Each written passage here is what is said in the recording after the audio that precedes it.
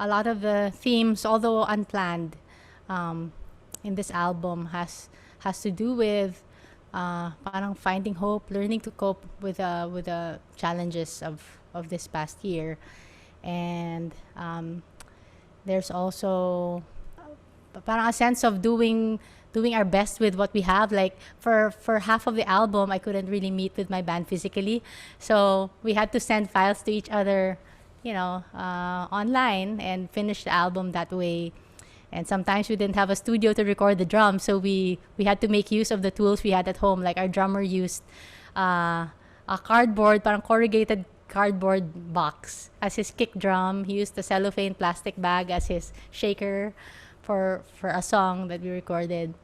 Yeah, and I feel like there's that sense of restfulness also in how the songs sound together.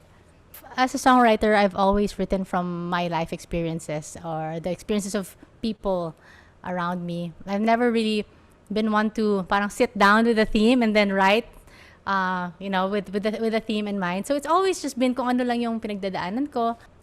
I think at the slower pace of life, and finding your way through the challenges of this year has been, yun nga, parang it's been an unplanned theme that's come out in the album. A lot of it has to do with my faith.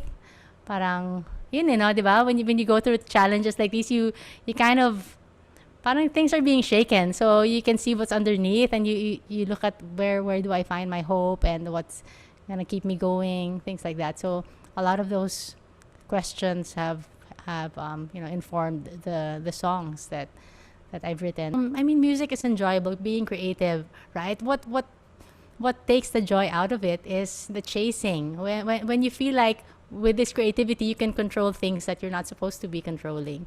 Those are the things that really, I guess, suck the joy out of music. I mean, I've experienced that. I've experienced a burnout. I've experienced like, yan mo yan, parang ilang beses ko na, honestly, ilang beses ko na to binigay kay God. Na, God, baka tapos na tong season na to. Sige, sa'yo na. You know what I mean? It's been many times, and I just had to surrender, this path to Him many times. Again, I'm relearning again why I'm doing this. Like what if I even had a thought sometime in the middle of this pandemic? What if it all ends and it's all God? Then the thought that came to my mind was, but I'll still have my guitar sitting on the floor in my room, which was the most precious thing to me when I started as a songwriter when I was in high school. Parang it wasn't like songwriting and being a musician wasn't a means to an end for me. When I was young, I wasn't thinking, oh, this is gonna make me whatever or be a career or something. But it was something I really loved. This is playing songs in my room, writing songs. And then so that's what I thought about. It's like, nung tumigil yung mundo, para sabi ko, I still have this. I can sit down, write songs. And, so for me, it's going back to that. Just going back to why I became a musician in the first place. I hope that makes sense.